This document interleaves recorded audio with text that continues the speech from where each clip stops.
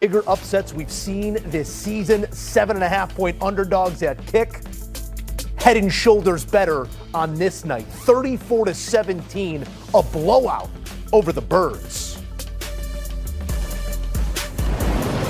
Joe Musso, pleased to be in studio alongside Emery Hunt, the two-time Super Bowl champ Bryant McFadden offering his thoughts as well. And fellas, this feels like the power of belief. 11 men in unison, all at once, over and over again. Jackson Dart, spectacular in this one, protects the football, distributes it effectively, and that keen game sense. Where do you start the praise? He out Jalen Hurts in this ball game in the sense of how he operated situational football. Third down offense was fantastic.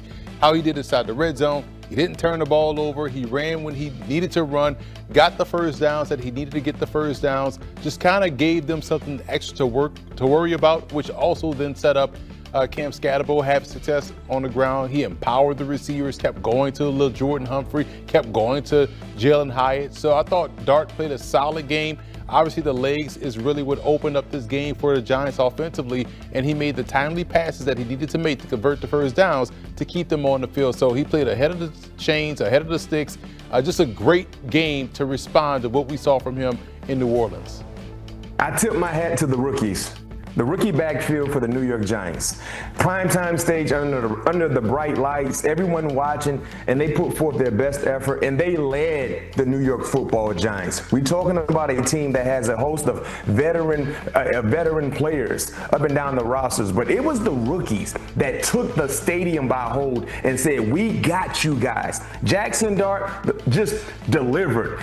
He bounced back from the turnover-led game that we saw in New Orleans, and he just played outstanding football and great way to kind of explain what he did. He out Jalen Hurts in terms of the mobility, the football, the old-fashioned way. If I didn't know any better, he was a running back in the late 80s because he comes downhill. He's not trying to trick you or run around you. He's trying to run through you, and that is the mentality this team currently has. And the last thing I'll say before I hand it off to my guy, Joe Musso. Viewers, now you see why quarterbacks are so important. Because this is the same team that didn't have a pulse weeks ago.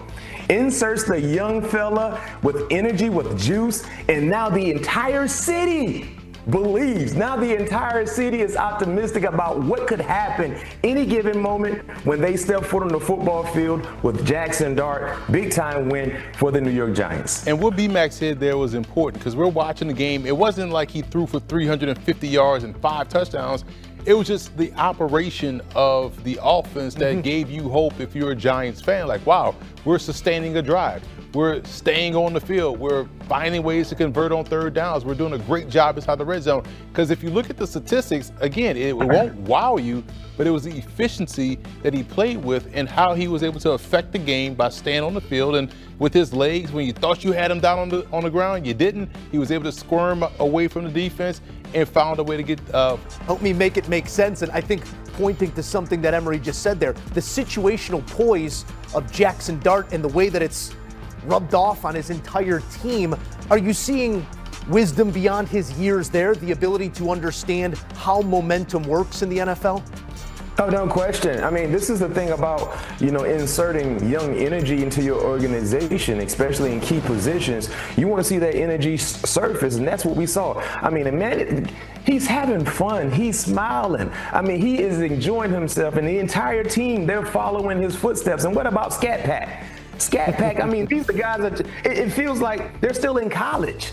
The way they're attacking the game, they're having so much fun. And you talked about their 2 wins against playoff caliber teams that have championship-like aspirations. The Chargers, the Eagles tonight. I mean, this is a team, when they're dialed in, who knows what could happen. You just need to see this same show that they put forth at home on the road, because you talked about that loss, Joe. Where did that loss take place?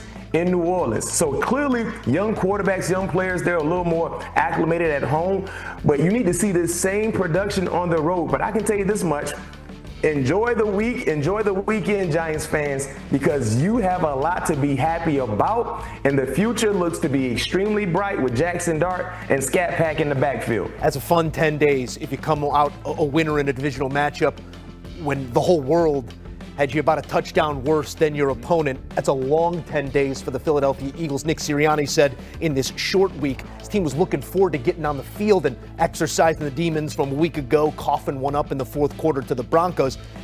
This is a different sort of failure. This is back-to-back losses for the first time since 2023 for this franchise, and this was getting bullied by a team that was clearly at a talent deficit. If you're going to put these rosters up against one another, you will take Philadelphia's roster 100 days out of 100, but it's execution. It's the will between the tackles that they're lacking right now. Talk to me about the offensive line, because for me, that's where this offense is still lacking in their identity. Saw a couple productive runs early in this game, Emery, but then a complete inability the rest of the way to make room for Saquon Barkley and others to move that ball on the ground. Right, because right now they are struggling to find an identity, and it felt like they were going back to what worked for them last year. Hey, we're going to run the football. Saquon Barkley got out of the gates real quick, was hot running the football, and then he got away from him. They went stretches of the game without turning around and handing him the football. And if you saw your receivers weren't getting success or getting open down the field versus this cornerback group, hey, turn around, run the football, and get this offensive line lathered up and get them ready to go, because we saw that happen in the first quarter. We didn't see it the rest of the way. And if you're not going to have the success in the passing game, at least you can lean on a run game. You have one of the best backs in football in Saquon Barkley, but to be honest, Joe, to be straight up, real, keep it a buck, as the kids say, they got beat up on both sides of the line of scrimmage. And, I mean, what a difference Jalen Carter makes on defense. Yeah. That was ugly. But up front, offensively, where they're supposed to hang their hats with that offensive line, outside of the tush push, they got big boyed up front, too. You point to the box score not always telling the story, and I think that's the case on the other side of this one, because Hurts's numbers look fine. They finally get A.J. Brown going, but it's situational, again, where this team's lacking, Mac. I want to go back to the third quarter. Deep ball on third down to a wide-open Devontae Smith, overthrown by Jalen Hurts. You punt, it's 7 back the other way, essentially a 14-point swing there. Do you sense a team pressing in the Philadelphia Eagles right now? I sense a team that has no identity. And that's confusing, because you have a star in the backfield in Saquon Barkley. That's the issue for Philly. They have no identity. And that sequence of plays that you just referenced, they still were in the ball game. So there was no need to press at all. You still had enough time to get right back where you need to be to try to win this ball game. Saquon Barkley, 12 carries in 4 quarters. He averaged 4.8 yards per carry. Last time I checked, Emery, you played running back. That's a winning average for any running back. You're averaging north of 4 yards. That is a win. That's what you want. And I understand sometimes the running game became a bit stagnant, but stay patient. Stay patient with the ground and pound attack, because at any given time, 2-6 can do what? Turn 4 into 50. And then also, too, what happened to getting Saquon Barkley to the edges of the defense, the perimeters? What happened to that? Screen game. We're just a generic downhill, in between the tackles type of running style. This is a man that is a 4-3-4-4. Get him on the edges.